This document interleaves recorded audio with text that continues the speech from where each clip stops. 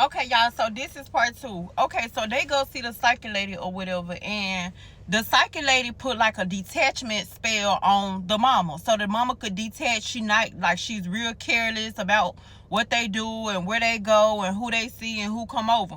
So this was supposed to detach the girls from the mama.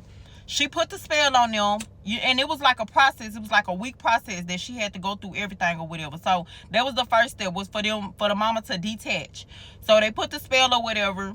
The spell worked instantly. When they came back home or whatever, the mama didn't ask them where they been, or why was they not at school, because they actually had skipped school. So she didn't ask nothing about what the girls had going on or whatever. So they was like, okay, cool, we in a clear.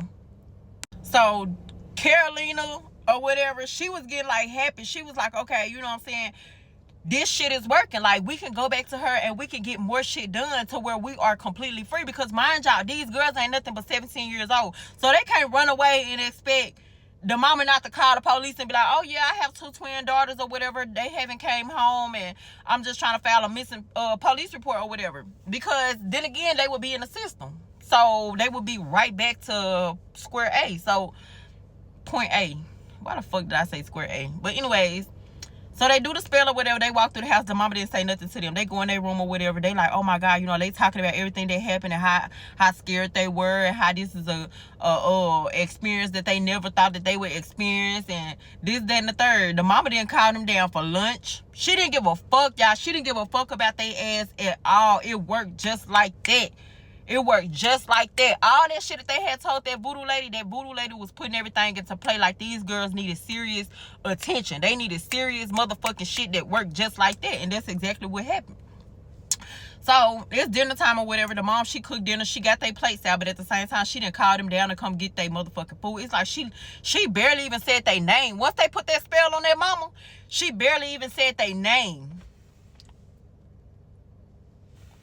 My shit went out. So now, y'all, even though Carolina was excited that the spell had worked or whatever, at the same time, she always felt in the back of her mind that there was some dangerous ass shit that they was playing with. You know what I'm saying? Putting spells on people. She already know. And what's crazy, the voodoo lady gave them the rundown, like, y'all can hurt each other, y'all can hurt yourselves, the mama can hurt herself, she can hurt y'all, like, you know what I'm saying? It's all 3 of y'all in this motherfucking triangle, and y'all can hurt each other. Like, you know what I'm saying? Just because y'all the ones that cast a spell on the mama or whatever doesn't mean like the mama will hurt y'all or y'all won't hurt each other. So yeah. So y'all, they feeling confident or whatever. They feeling like, okay, we can go to this lady. We just gonna stay with her, and we just gonna slowly wing ourselves away from this woman to where she don't give a fuck. So y'all, Carolina didn't think that the spell worked, like really like work or whatever. So she goes up there and she asks her mama, because they was downstairs, y'all. The mama was upstairs. She goes upstairs or whatever, and she asks her mom if she could go to this party that's down the street from their house or whatever. And the mama was just like, yeah, have fun. She was just real careless. She wasn't acting like herself. So they knew for a fact that this spell was in play. So then, that wasn't enough. You would think that would be enough, since the mama don't care and that's all they wanted was freedom. You would think that would be enough. But this evil ass bitch, she wanted to take it further. She was like, no, I feel like she should pay for all the years that she took from us, and all the years that she grounded us and whooped us and treated us wrong and didn't care about us, and really didn't really just like get to know us as individuals. You know what I'm saying? And that's her kids that she raised, not her biological kids, but the kids that she raised or whatever. So Carolina telling her, like, that's enough. Like, we've put the spell on her. She's not being a bother to us. Like, that's enough. Baby Carolina was not having that shit. So y'all, they go for a second spell. And this spell, she puts a control spell on the woman. So she want to control the woman. And you know what I'm saying? To where everything is like completely free will for them. Completely free will for them. So she wanted the woman to give her money.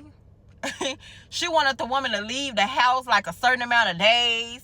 She wanted to get her car. She wanted to put credit cards in her name. She wanted this woman to draw out money out the bank. Like, she wanted this lady to do everything. Like, whatever she came to this lady and said, I want you to do this, the woman was just supposed to say, okay, and she go do it. No matter if it put her in harm's way, no matter if it's a crime, no matter what the fuck it is. She wanted control.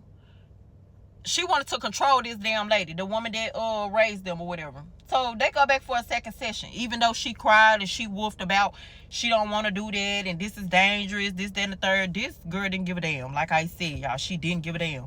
So they goes to the voodoo lady or whatever. The voodoo lady do the little ritual or whatever. Because the voodoo lady, she honestly, she feeling sorry for these girls. She's like, damn, you know what I'm saying? They 16, 17 years old and they've been dealing with this their whole life. How could you not connect with your daughters? You know what I'm saying? That's what the voodoo lady was asking them. Like, how could your mother not connect with you all? She's the one that raised y'all.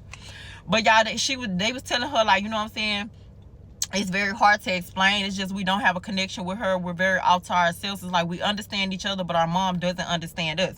And quite frankly, they don't understand her. You know what I'm saying? They weren't trying to. Like, they kept, at the age of 10, they kind of distanced themselves, because that's when the little secrets and the little private conversations and stuff started happening with them too, when they was like 10 years old, y'all. And it's just been transpiring since then. So they goes back to the psychic lady or whatever to put the control spell on the lady. They put the control spell on the lady. It works. On their mother. It works. They go back home, y'all. This girl was demanding money from the mama or whatever.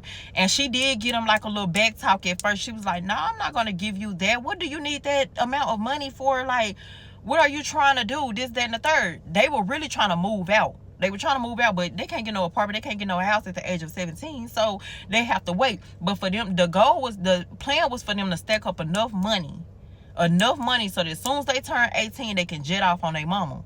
But the mama started giving them back talk. Anyways, y'all, I gotta smoke. My shit went out 3 times. Life for part 3. I promise I'm posting it today. And it ain't gonna be long. It's gonna be sometime this morning. But anyways, y'all, life for part 3.